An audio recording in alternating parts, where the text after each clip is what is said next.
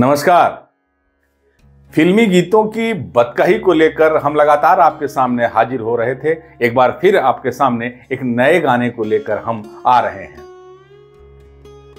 हमारे गीतों को, हमारी बातों को आपने तवज्जो दिया, आप लगातार हमको प्यार दे रहे हैं और हमें उत्साहित कर रहे हैं। इसके लिए आपका बहुत बहुत आभार।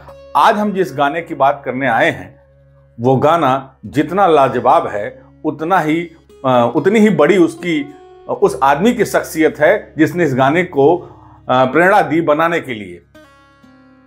नाम था भोजपुरी का सबसे बड़ा नाम, जिसने भोजपुरी को नया आयाम दिया, नई पहचान दी, आदरणीय भिखारी ठाकुर की। फिल्म लिखी गई थी भिखारी ठाकुर द्वारा और उसका एक गाना था कि हंसी हंसी पनवा खियौले बेईमनवा। अच्छा लगा आपको? अभी और भी अच्छा लगेगा जब हम इस गाने के बारे में पूरा आपको बताएंगे। इस वीडियो में हम उस गाने के पीछे की हर एक कहानी आपके सामने लेकर आएंगे। हम आपको बताएंगे कि कैसे ये गाना बना, कैसे ये फिल्म बनी और भिखारी ठाकुर कौन थे।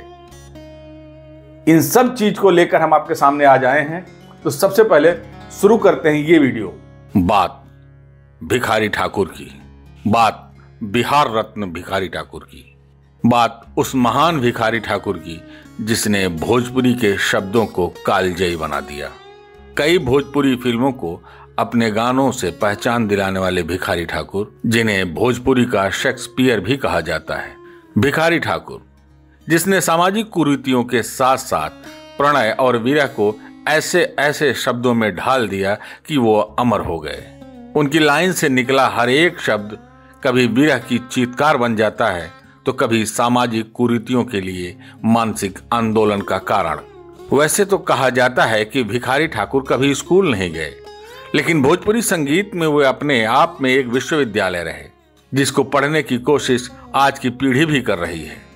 आज हम बात करेंगे उन्हीं की प्रेरणा से लिखे एक गाने की, जो फिल्म विदेशिया में फिल्माया गया है, जिसके बोल थे हंस हंस पनवा खियौले बेईमनवा और अपना बसेला परदेश। हंसी हंसी पनवा। बताते हैं कि भिखारी ठाकुर गांव में नाई का काम करते थे और घर घर जाकर लोगों के बाल काटते थे।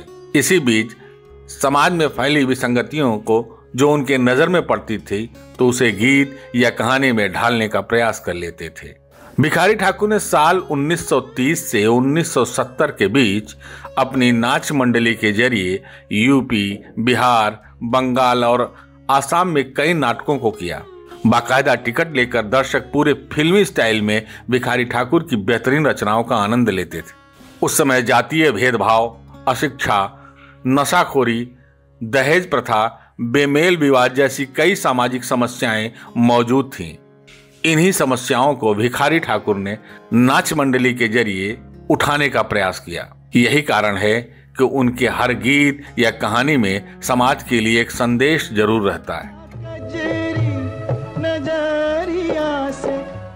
कहा जाता है कि विदेशिया फिल्म का गीत हंस हंस पनवा खियौले बेईमनवा और अपना बसेला परदेश महेंद्र मिश्र और उनके नौकर गोपीचंद की एक वास्तविक कहानी से प्रभावित थी। महेंद्र मिश्र कौन थे?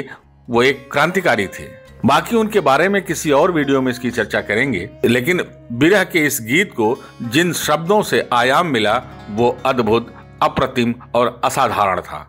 विरह का ये अमर गीत आज तक लोकप्रिय है। अब हम बात करते हैं इस गाने की पृष्ठभूमि की। दरअसल फिल्म इंडस्ट्री की ये दूसरी भोजपुरी फिल्म थी, जिसका नाम था विदेशिया। 1963 में ये रिलीज हुई थी और जाहिर है कि ये गाना भी उसी समय रिलीज हुआ था। और जब ये गाना रिलीज हुआ तो ये दर्शकों के दिल में उतर गया। ये लोगों को भावुक कर देने वाला गाना था। आगे सुनिए इस गाने के बारे में। अब बात करते हैं इस गाने की पृष्ठभूमि की। दरअसल फिल्म इंडस्ट्री की दूसरी भोजपुरी फिल्म विदेशिया 1963 में रिलीज हुई थी, जिसमें यह गाना था। रिलीज के साथ ही फिल्म उस समय दर्शकों के दिल में उतर गई थी। इस फिल्म को दर्शकों का अथाह प्यार मिला था।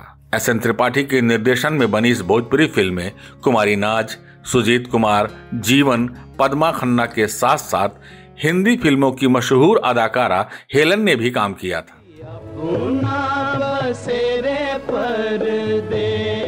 वहीं हंसी हंसी पनवा खियौले बेईमनवा गीत के बारे में आपको बताएं तो मन्ना डे की आवाज में इस गीत को जितनी बार भी सुना जाए लगता है एक बार और सुन लें।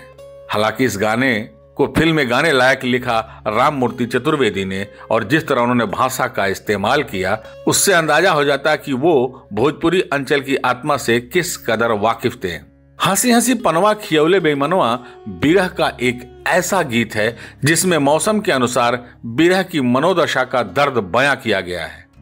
एक प्रेमिका को अपने उस प्रेमी को याद करने की दास्तां है जो परदेश में जा बसा है।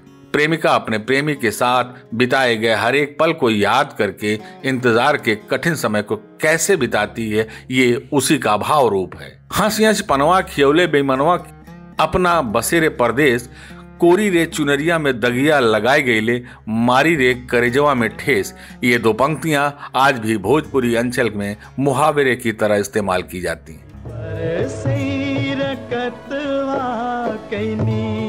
ऐसे गाने सुनने के बाद दर्द तब होता है जब ये देखा जाता है कि भोजपुरी फिल्मों का नाता असलियत से टूट गया है और ये सिर्फ सस्ता और अश्लील मनोरंजन भर रह गया है। ऐसे में विदेशिया का ये गीत जीवंत उदाहरण बनकर सामने आता है जो ये बताता है कि भोजपुरी सिनेमा गंभीरता के साथ रोचक, मनोरंजक और दिलचस्प भी हो सकता है।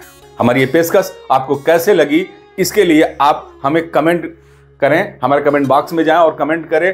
अच्छा बुरा हमारे कमियों को उजागर करें। यकीन मानिए हम अपने आप में सुधार ला रहे हैं और आगे भी लाते रहेंगे। बस आप हमें देखते रहिए, उत्साहित करते रहिए, देखिए, लाइक करिए, शेयर करिए, कमेंट करिए और बेल आइकन वाला बटन जरूर दबाइए। अगले गाने के पहले तक के लिए आप सबको नमस्कार।